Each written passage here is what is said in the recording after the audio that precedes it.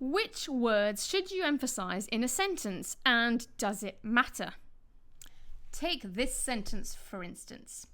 It was difficult for her. I could stress the adjective. It was difficult for her. Or I could stress a pronoun. It was difficult for her.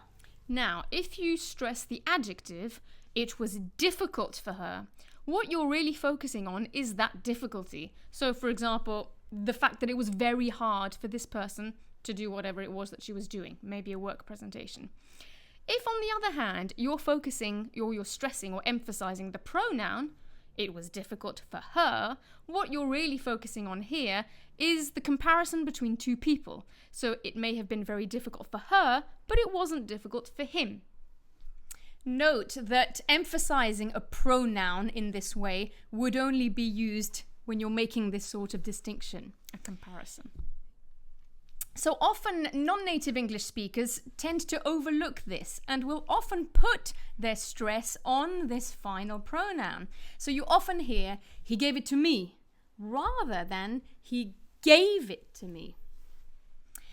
Now, let's look at a rather extreme example of how not putting the emphasis on the right word can really confuse matters. Okay.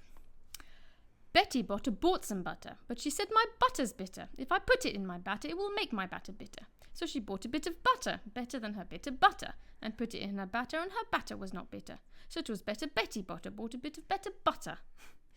Right, so I found that very confusing. Here, the emphasis was all on the wrong words, and the message was lost. Now, Sophie's going to say it in another way. This time she's going to be emphasizing different words.